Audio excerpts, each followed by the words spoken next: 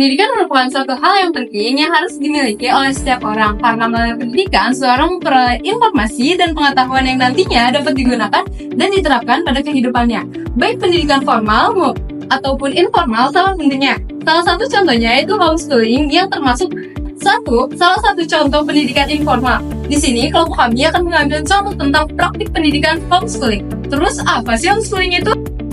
Homeschooling adalah metode belajar dalam dunia pendidikan yang dilaksanakan di rumah dengan menjadikan orang tua atau tutor sebagai pengajar untuk membantu mengembangkan potensi anak secara optimal, baik dalam pengetahuan, keterampilan, sikap, dan kepribadian yang menekankan pada kemandirian anak. Keberadaan homeschooling ini diharapkan dapat mengembangkan potensi peserta didik sesuai dengan tingkat kecerdasan, kebutuhan, dan bakat yang dimilikinya.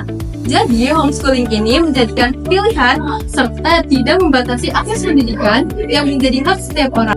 Legalitas homeschooling Indonesia sudah dibahas pada Kemendikbud nomor 129 tahun 2014, yaitu adanya pengakuan bahwa ijazah homeschooling setara dengan sekolah formal dan adanya jaminan dari pemerintah untuk memudahkan siswa homeschooling yang ingin pindah dari jalur pendidikan formal ataupun non-formal. Jadi, kelompok kami mengambil contoh sistem homeschooling di Australia. Lalu, bagaimana sistem homeschooling di Australia? Sistem homeschooling telah diakui oleh pemerintah Australia, di mana mereka diwajibkan untuk mendaftar ke otoritas pendidik sesuai negara. Usia wajib yang diperbolehkan untuk mengikuti homeschooling adalah anak yang berusia 6-15 tahun.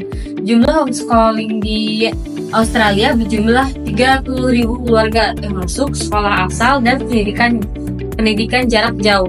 Ada beberapa homeschooling lain yang terkenal di Australia seperti Australian Christian Homeschooling, Homeschooling Christian Academy.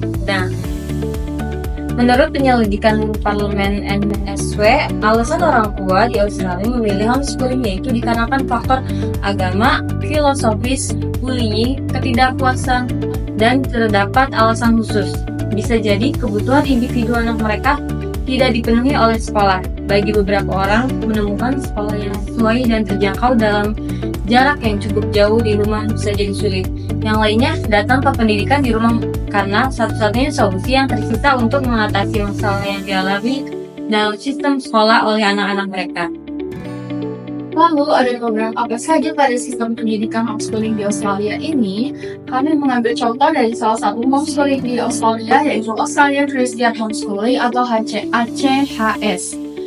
Nah, untuk program mereka sendiri, itu yang pertama ada built-in checks on learning. Terdapat lembar penilaian, kuis, tes mandiri, dan tes unit untuk memeriksa pemahaman siswa. Yang kedua itu ada learning at the child's rate. Penggunaan sistem ACE memungkinkan anak untuk belajar sesuai dengan kecepatannya sendiri. Hal ini berlaku bagi siswa yang berbakat, siswa yang kemampuan belajar agak lambat, dan juga bagi siswa dengan kesulitan belajar. Yang ketiga ada empower parents. Dengan kurikulum ACE ini, orang tua diikutsertakan dalam pembelajaran anak mereka. ACHS mengajarkan dan meyakinkan bahwa orang tua tidak harus memiliki gelar tertentu untuk mengajar anak mereka juga. Yang keempat ada biblical worldview, di mana terdapat kurikulum yang mengajarkan tentang Alkitab untuk mewujudkan nilai-nilai agama Kristen dalam praktik pendidikan mereka.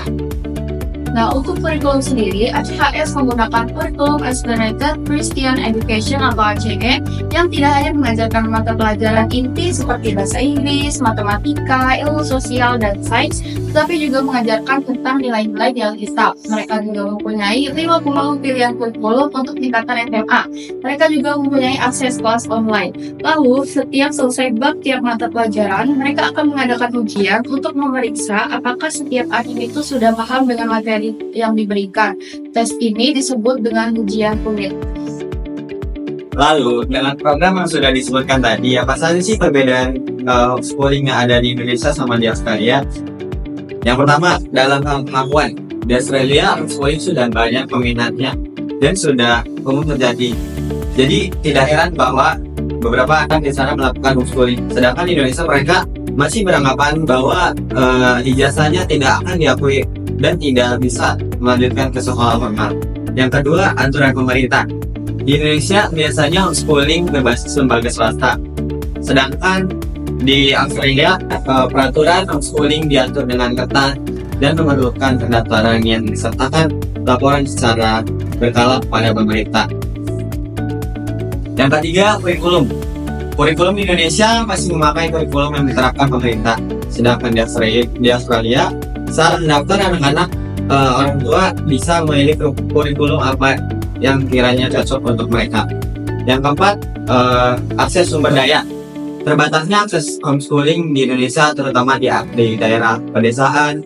Akses pendidikan di Indonesia pun dilihat juga belum sepenuhnya merata. Sedangkan di Australia, homeschooling sudah umum dan sering didengar, sehingga aksesnya akan lebih mudah serta mendapatkan dukungan penuh dari pemerintah.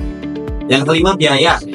Biaya homeschooling di Indonesia memang lebih murah, tapi dengan akses yang terbatas. Sedangkan di Australia banyak lebih mahal, namun memang kurikulum di sana lebih bervariasi sehingga bisa menyesuaikan dengan kemampuan setiap anak. Yang keenam, ujian.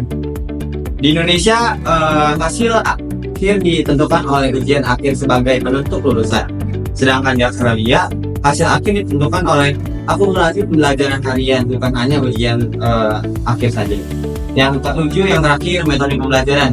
Di mana di Australia, contohnya, siswa pada usia dini belum diwajibkan membaca. Pendidikan dasarnya lebih difokuskan pada pengembangan diri, lingkungan, dan sikap, bukan hanya penguatan teori akademis saja. Setelah penjabaran materi tentang homeschooling dari rekan-rekan saya, mungkin di sini kami akan memberikan kritik terhadap sistem homeschooling ini. Sistem pendidikan homeschooling di Indonesia dan Australia, meskipun sama-sama diakui secara legal, namun memiliki perbedaan yang signifikan dalam penerapannya. Di Indonesia, homeschooling cenderung kurang terorganisasi dengan baik, terutama karena regulasi yang tidak terlalu ketat dan pengawasan yang minim. Pembelajarannya pun terpusat pada peran orang tua sebagai pengajar utama dan mengikuti kurikulum nasional. Juga masih berada dalam tahap perkembangan dan belum memiliki regulasi yang jelas. Hal ini menyebabkan ketidakpastian dan membuat banyak orang tua ragu untuk memilih homeschooling sebagai akses pendidikan anak mereka. Dan banyak juga yang masih takut untuk memilih homeschooling karena kurangnya edukasi dan informasi serta akses pada sumber pengajaran ini. Biarkan sistem pendidikan Indonesia nanti akan mencontoh Australia di mana homeschooling sudah benar-benar dilegalkan dan informasinya dapat diakses secara luas dan bisa dilaksanakan dengan baik, sehingga sistem pendidikan Indonesia bisa dilaksanakan sepenuhnya baik secara formal, non-formal maupun informal seperti homeschooling ini.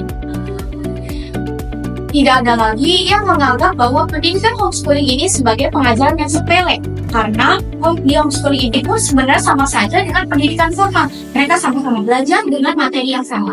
Perbedaan utama ini mencerminkan bagaimana regulasi dan dukungan yang tepat mempengaruhi efektivitas homeschooling. Untuk memaksimalkan potensinya, Indonesia perlu memperkuat pengawasan, meningkatkan akses sumber daya, dan mengubah pandangan mereka tentang sistem pendidikan informal yang satu ini.